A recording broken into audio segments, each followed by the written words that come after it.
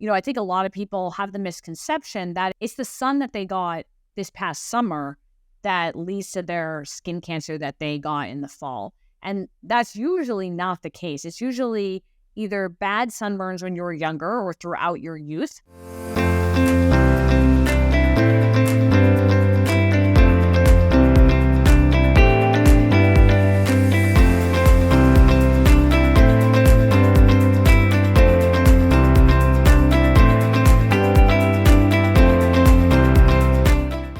Hi, Skin Friend. Thanks so much for tuning in to this week's episode of The Skin Reel. This week, I am really excited to have one of my colleagues, Dr. Abby Waldman. She is, just like myself, not only a dermatologist, but a Mohs surgeon.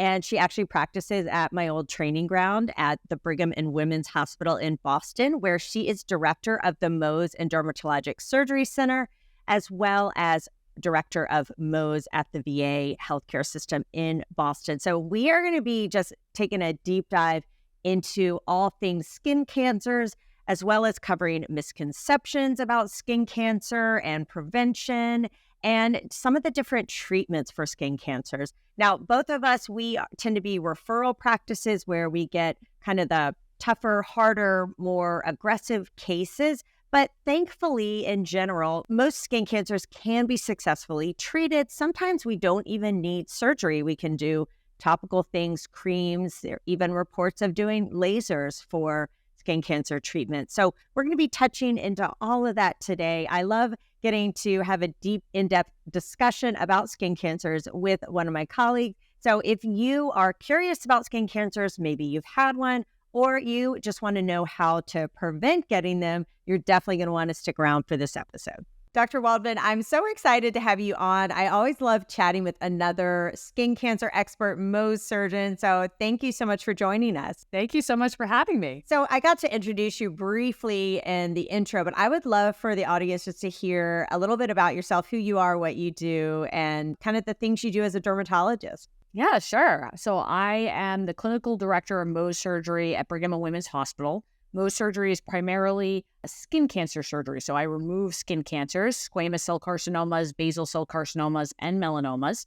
And I also treat other non-cancer things like cysts and lipomas and remove those. And I am also the director of dermatologic surgery at the Veterans Hospital in Boston. You're being humble, but you do a lot of education on social media, don't you? I try, yes. I get a lot of joy out of just providing education to everyone. I feel like it is really difficult to get access to high-level medical care and medical education. I found a lot of people were frustrated going to the doctors that waited all this time to see the dermatologist, to have 10 minutes to spend and just get a prescription that may or may not help, and they didn't get their questions answered. And so a lot of the drive to do it is really to kind of help that issue a little bit, provide more kind of free access dermatology information. So I do TikTok, I do YouTube, I do Instagram, and try to provide information to everyone. I echo that exactly, which is why I started doing this podcast. And I didn't even have an Instagram account before 2 years ago. But what I realized was this is where people get their information. And to your point, it is hard to see a doctor. It is especially hard to see a dermatologist, right? And then you've got these rushed visits that you don't really get all your questions answered. And I was finding, as now I'm in my mid-40s, people are like, what's going on with my skin and my body and all that? And so, yeah, it's hard to find good information and to get that in those short doctor visits. And I just realized if dermatologists, if we're not out there putting out good information, then other people who maybe don't have really good information are going to be the loudest voice. And I didn't think that was safe. Couldn't agree more. I think there's so much out there that is just not correct. And so I agree that it's just important to be out there and just, even if you're just out there making one video, I think it makes a big difference. It's totally different too than when I was training, where you actually would try to not put yourself out there, or don't let people know you're putting yourself out there. And really it's interesting to see this shift that now we're seeing more professionals like doctors putting information out there, which I think is great. I think it's great for patient care. And I also really love it for more preventative care, which is something our healthcare industry, healthcare space doesn't really adequately address in our short visits. So that's another reason why I wanted to do it. But I know I'm digressing a little bit. We were getting off into social media, but I think it is important because as doctors, this is another way that we can get really good information out there. So I'll definitely have you share your handles at the end so people can follow and see what you're up to. But let's just talk about skin cancer because I'm a Mohs surgeon too. I see skin cancer every single day. And sometimes I find like people think, oh, skin cancer, it's no big deal. Like I used a cream and I'm cured. Like they don't take it really seriously sometimes. Do you ever see that in your population? And like, but then on the other spectrum, right, we see devastating skin cancers that can kill people. So, how do you navigate that? Maybe because I work in a tertiary hospital, I think I'm almost skewed or biased to really see a lot of bad cases, actually. And so I think whereas maybe in the general population, most skin cancer does have a good prognosis, right? Most of the time it can be cured by surgery and it doesn't come back and it actually has a very good prognosis. Even melanoma, early stage melanomas are generally curable if you cut it out, you catch it early. The downside is that all skin cancers, melanoma included, are very common, right? So even if it's only 5 or 10% that are bad actors and do poorly, it's still a lot of cases. It's a lot of patients who have bad outcomes. And it's not because most skin cancers are bad, but only because, it is just such a common disease. 1 in 5 Americans has skin cancer or will have skin cancer at some point in their life. So I think just because of the bias of working with Dana-Farber Cancer Institute, working with Brigham and Women's, I see a lot of very bad cases where it spreads, cases where people even die of their skin cancer, where they have to get lots of other treatments like radiation and chemotherapy and things like that. So I find that most patients, at least by the time they've come to see me, they've done a lot of homework online. And so they tend not to blow it off. I think that they kind of do take it seriously. Not everyone, but a lot of people do sort of know that it's something that they need to address early. Otherwise, it could be a problem down the line. Yeah, definitely being in a big academic center. And even me, I'm private practice, but most of the cancers that come to me, if they can be treated with a simple excision or scraping or all that, they don't even reach me, right? I do find even with like some of my friends are starting to get skin cancers or my parents' friends and people that I do sometimes hear this attitude of, oh, it's just skin cancer, or I don't have to worry about it. But then I see the other extreme, or I see the patients in my office who are coming to see me all the time and they're asking and begging me like, what can I do? What else can I do? I'm wearing hats and sunscreen, but I'd love to get your advice too. Like, what do you recommend for people to avoid getting these skin cancers, especially these aggressive ones? Are there things that we can do? So I think first, just knowing that a lot of these skin cancers happen from sun that you got when you were younger. So the earlier you adopt sun protection, like hats, long sleeve clothing, wearing sunscreen on any exposed skin, and just trying to stay out of the sun between 10 a.m. and 2 p.m., especially when the UV index is very high in the middle of the day, in the summer. I think a lot of people have the misconception that it's the sun that they got this past summer that leads to their skin cancer that they got in the fall. And that's usually not the case. It's usually either bad sunburns when you were younger or throughout your youth, or cumulative sun exposure. So sun you've gotten throughout your whole life that kind of are causing these skin cancers to show up later on. And so taking sun protection really seriously earlier on is huge.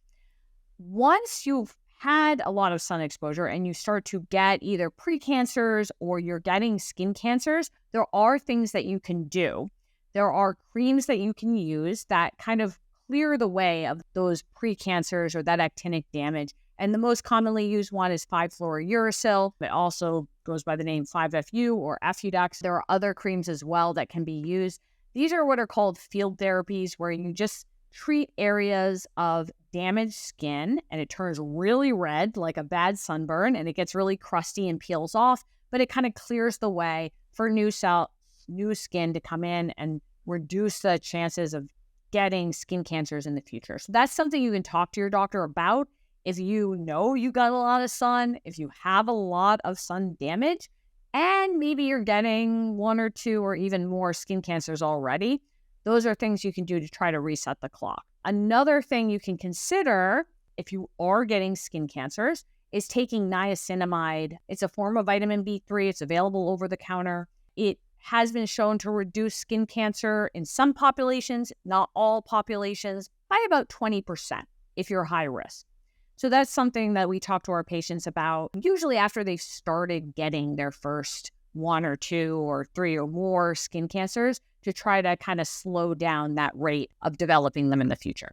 I recommend that all of that as well. And I'll just tell people too, like this B3, the nicotinamide, it's not like a magic pill per se that you don't have to do all the other measures and that you're never going to get another skin cancer, but that it can slow down the rate. And I don't believe there have been any studies done, but do you recommend it in just someone who gets a lot of sun exposure? Or do you usually wait until they've had 2 or more skin cancers to recommend it? I've started to recommend it earlier and earlier, like even patients who just come in with one skin cancer. Again, rarely do they see me before they've developed their first skin cancer. Some do, but most by the time they've come to see me have at least one. And so more and more, I'm kind of recommending it to everyone who, because everyone that sees me is high risk for developing another. So once you've developed one skin cancer, your chance of getting another one at some point before you're 70 years old is 30%. And then the more you have, that risk goes up to 50% or more. So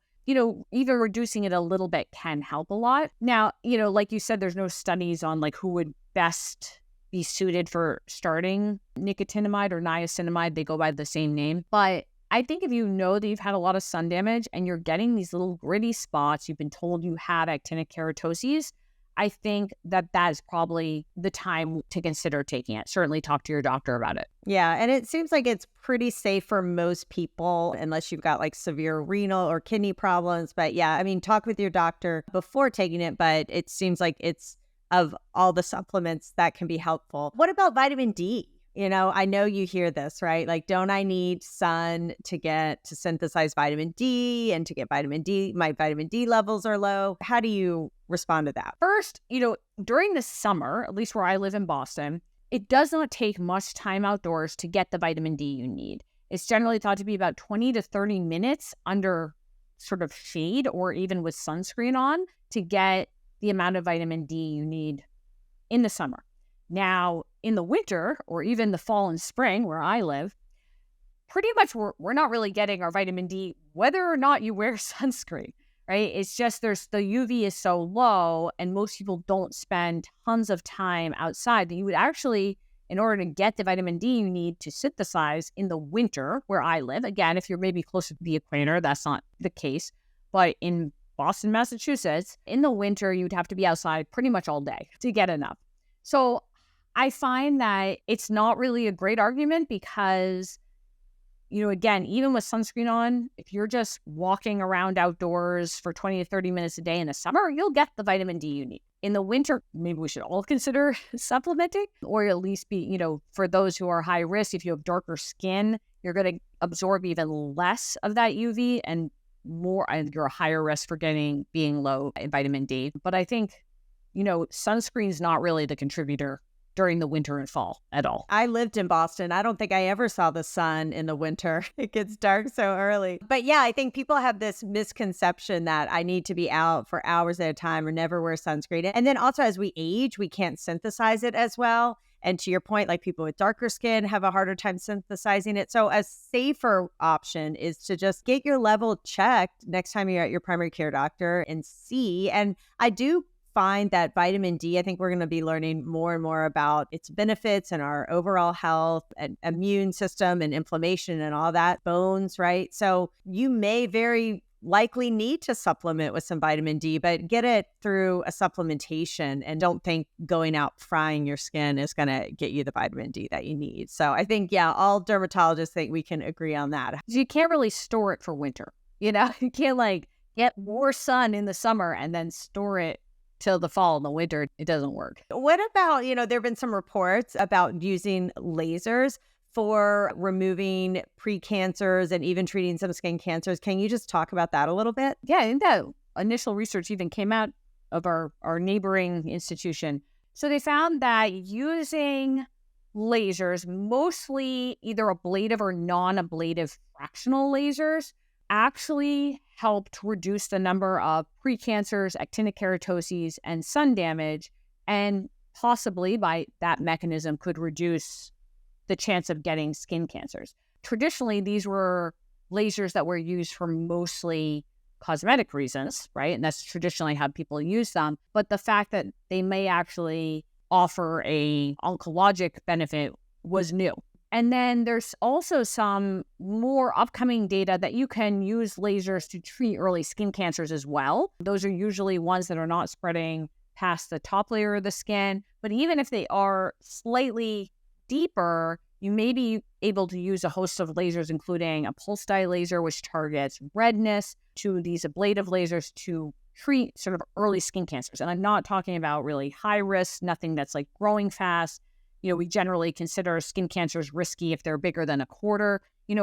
Those always need surgery. But, it's just more tools in the arsenal to consider for sort of these earlier, maybe not as risky skin cancers if you're looking for an alternative. Absolutely. I would say that the biggest drawback would be getting coverage, right? Insurance coverage. So I don't know if that's possible with like pulse dye laser, but I certainly know like insurance doesn't even want to cover peels or barely cover peels for precancers and things like that. So I would say that's probably one of the biggest hangups. But yeah, I mean, I think chemical peels too are a great way to remove a lot of that sun damage, precancers on the face as well. I remember at the VA, we use it a lot on the forearms of patients too. That can be helpful. So other great options. But yeah, I love your point of just prevention, right? Like if you're listening, like start today, no matter what age you are, right? Like the best time to plant a tree was 20 years ago, but the next best time is today. So don't get discouraged that, oh my gosh, like, I mean, I went to tanning beds when I was younger and tanned, right? But now I'm reformed. I know better. So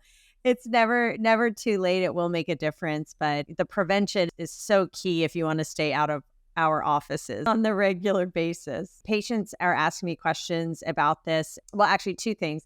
Can you talk a little bit about Merkel cell carcinoma? Because this is a skin cancer that not a lot of people had heard about until Jimmy Buffett passed away from it. And now it's still rare, but I get people asking me questions about it. I know up at Dana-Farber, right, you guys have a clinic for this. Yeah. So Merkel cells are a rare type of skin cancer. It is a sun-induced skin cancer, similar to squamous cell carcinoma, melanoma, and basal cell carcinoma. Traditionally, it occurs in men more than women, and the scalp or the head and neck area in general is the most common place. It usually presents like a purple or dark red nodule that grows fast. So it's unlike other skin cancers that can kind of slowly grow. Merkel cell usually progresses to, maybe being a small little pimple the size of a eraser to being the size of a dime over several weeks. This type of cancer has a much worse prognosis. So we were talking about how the vast majority of skin cancers actually have a very good prognosis.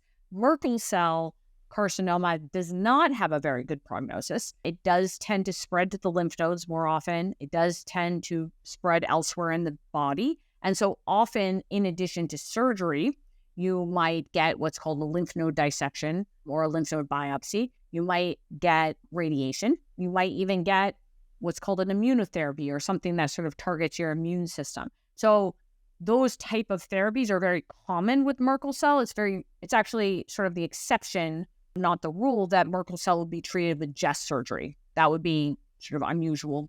Whereas typically they'll get, in addition to surgery, for a slightly higher stage, you may get one of these other treatments. And it's best, I would say, since Merkel cell is rare, if you can, to get treatment at a place that sees a lot of Merkel cell, like a cancer hospital, where you have many different physicians that can work as a team to offer you the best treatment. Yeah, Merkel cell is not like a one and done, cut it out, you're all set, right? It requires really a team approach to figure out the best way to manage it. And yeah, unfortunately, in so many cases, by the time it clinically appears, it's already spread internally, which is too bad. And yeah, I mean, isn't it true we're seeing more of this? Like it's on the rise? Yeah, I mean, I think just like many different sun-induced skin cancers, they're on the rise. I think that the sun is stronger. There's a hole in the ozone layer. I think that a lot of people are spending more time outdoors over the last 50 years than they might have before. So I think there's just, again, a lot of these skin cancers are due to sun you got when you were a kid running around, when you were a teenager at the beach, or in your 20s and your 30s. So, I think that hopefully with more and more education, that will at least peter out and hopefully go down. But, I think that we're seeing sort of the outcome of a lot of sun exposure from over time. The life expectancy keeps going up and up and up. And so again, that's just adding more cumulative years of sun exposure too. So yeah, I feel like unfortunately, we're probably going to see it continue to rise until we can really get a handle on it and really address, like, take sun protection really seriously. I'm getting patients asking me all the time. I mean, my dad, people are seeing commercials for this, but let's talk a little bit about radiation therapy, but specifically superficial radiation therapy, because I don't know if you get this question a lot, but I do, also known as SRT. I feel like it's being heavily marketed to consumers out there, and they're wondering like, oh, can I do this instead of Mohs surgery? Is that an option for me? I think first, just to talk about radiation in general. So radiation is an option for skin cancer as the primary treatment, but it's not a very good one. And hear me out. Radiation, first of all, requires many different visits, anywhere from, 10 to 30. They're small fractional visits. And then it is one of those things where, in some skin cancers like basal cell, it can actually offer a decent cure rate, not as good as Mohs. It's definitely not like a 99% cure rate, but, it's better than 80%. But it's one of those things that looks good at first. You might have like a rash, and then it looks worse and worse and worse. And that tissue will never recover. That whole tissue area is radiated. And now if it comes back and you need surgery, that surgery is going to be much worse. It's going to look worse. Your skin is going to heal worse. As a Mohs surgeon, like anytime skin's been radiated, it's really difficult. So that's about radiation in general. And then in terms of the superficial radiation, that's available usually just in an office. There's not as much data on the efficacy, so it's not clear that it works necessarily. Again, it tends to be many, many visits and generally not covered by insurance. So with the same caveat that likely, most people who ask me about this are young. And I think if you're young, you're the worst candidate for any radiation. That is the worst idea, because this is going to look worse and worse and worse. Every year that passes, you are going to regret the radiation, right?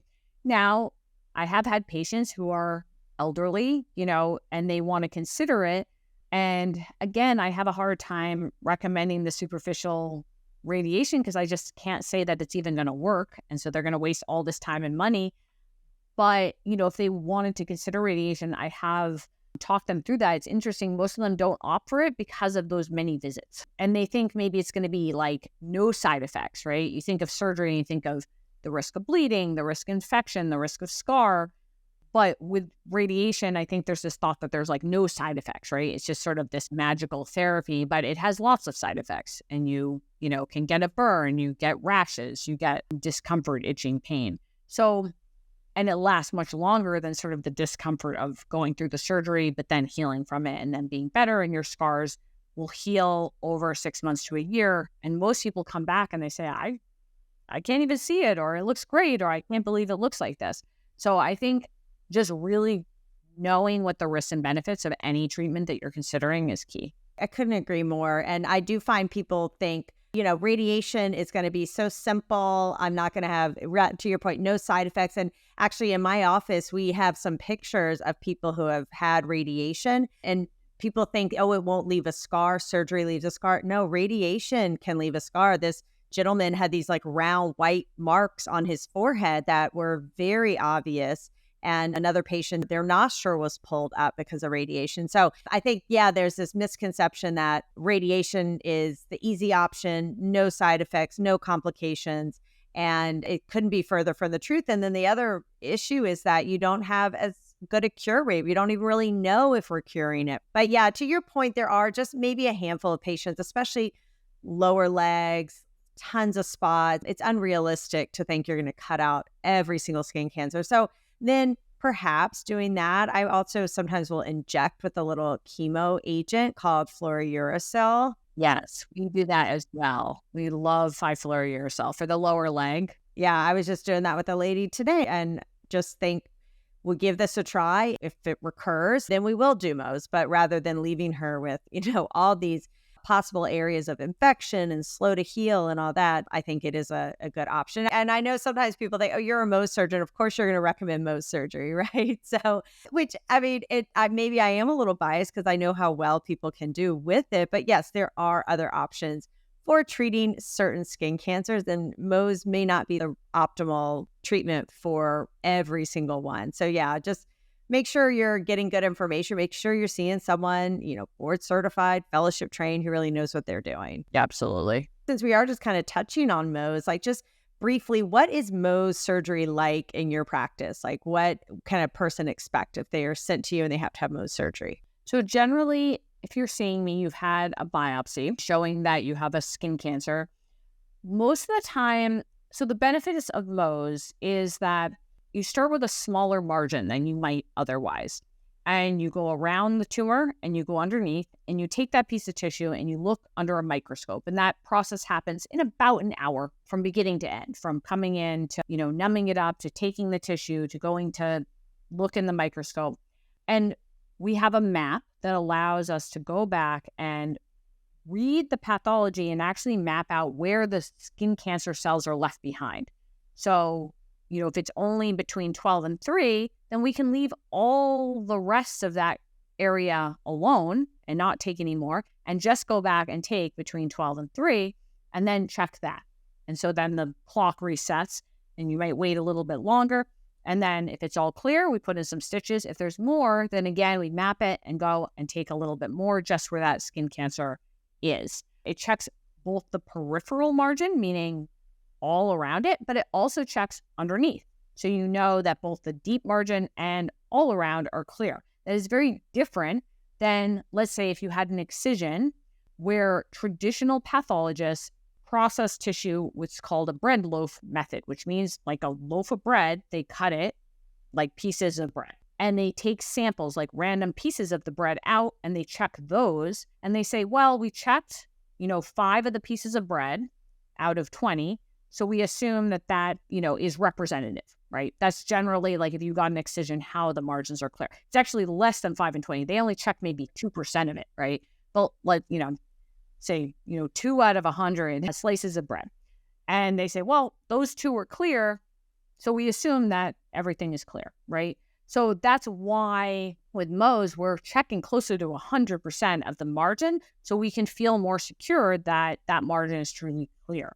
So it offers better cure rates, but it also offers some tissue sparing in some cases, right? So if that was a very small tumor and it was clear after the first stage, you've saved yourself all that margin that you would have taken for a standard excision, right? So you might end up with a much smaller scar. So for instance, I do Mohs for melanoma. We use special stains called immunohistochemistry, MART1. And I had a patient with maybe like a 1.5 centimeter, so like the size of the tip of my finger, on her nose. It was a melanoma in situ, stage 0 melanoma.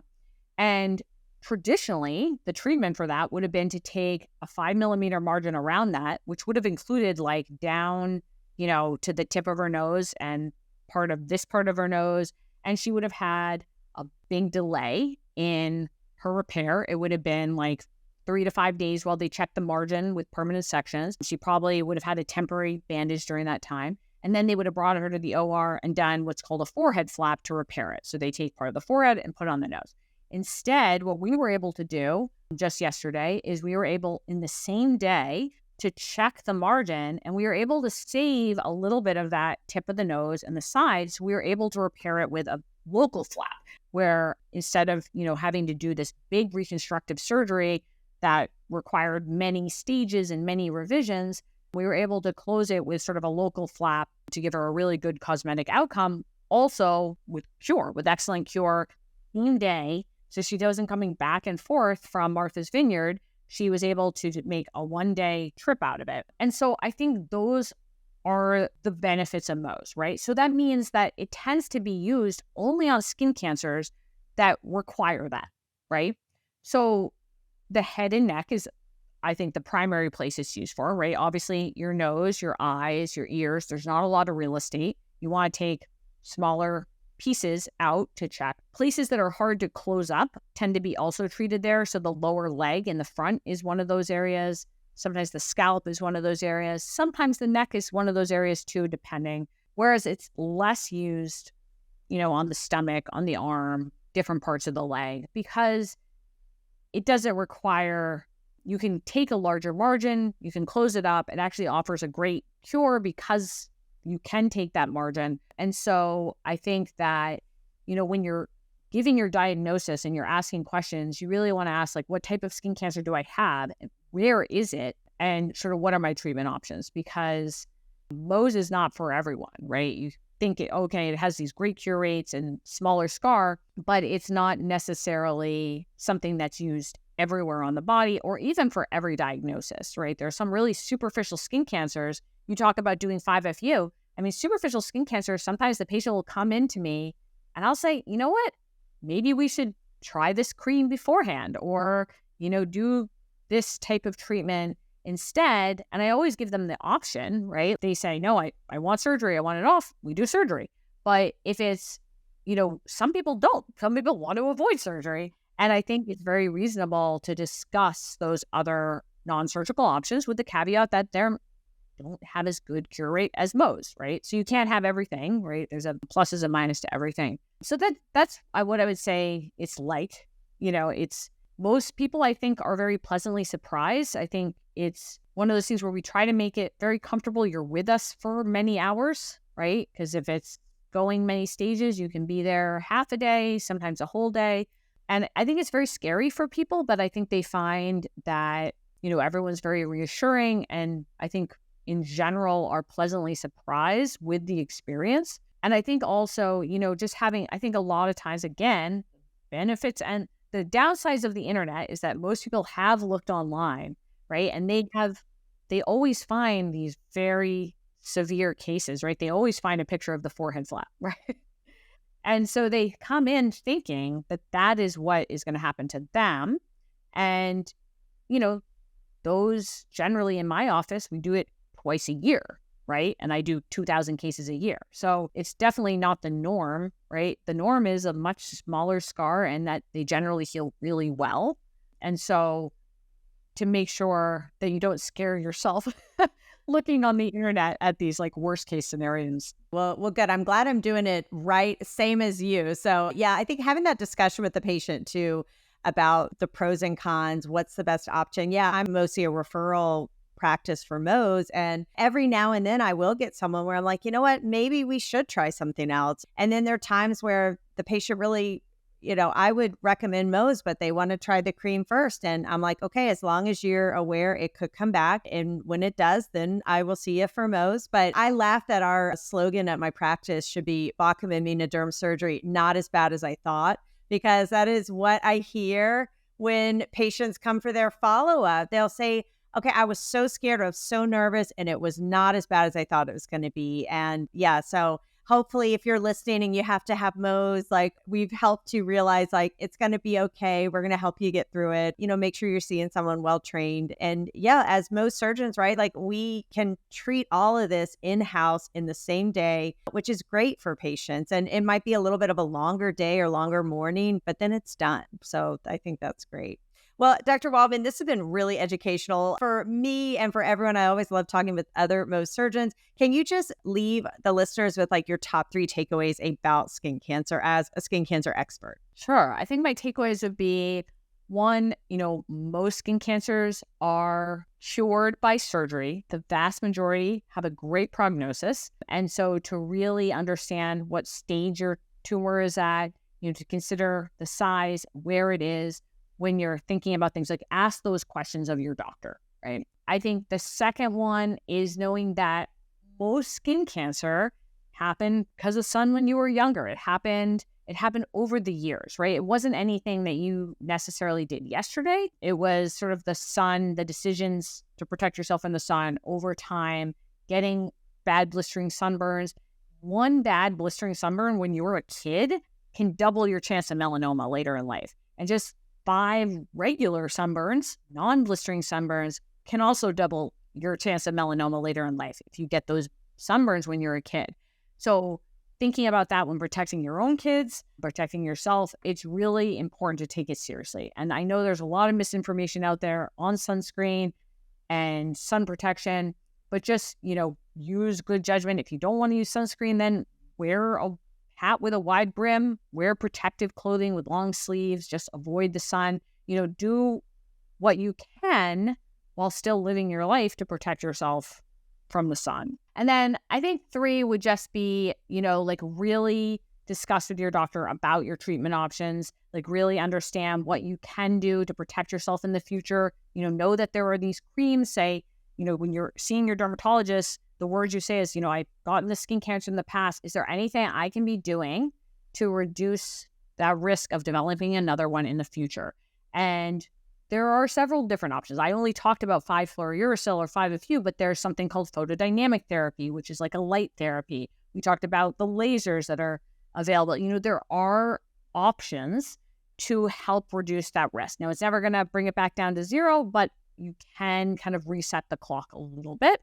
And then it's never too late to start using sun protection and then taking care of yourself. A lot of times people say, well, why am I getting skin cancer now? And generally, as you get older, you have immunosuppression. You don't fight skin cancer as much. Your body's like, I'm tired. Stop making me do so much. Stop making me suppress all these skin cancers. And that's when they kind of start coming out. So the more you take care of yourself, eat well, control your stress, those things actually will help you fight not just skin cancer, but sort of everything that's cancers elsewhere in the body and other things that happen in the body. So, those things are really true. It is like a holistic picture. So those would be my 3 takeaways. I love it. Couldn't agree more. Well, this has been a lot of fun. Where can the listeners find you and follow you on social media with all your great content? So on TikTok, it's Dr. Abby6, one word. On Instagram, it's abby.waldmanmd. And on YouTube, I am Dr.-Abby. So doctor spelled out DOCTOR, Abby. All right. Well, we'll be sure to include all of that in the show notes so people can find you and follow you. And hopefully they don't have to come see you at the Baucom, but that's where you practice as well. Thank you so much. And we'll see everyone next week.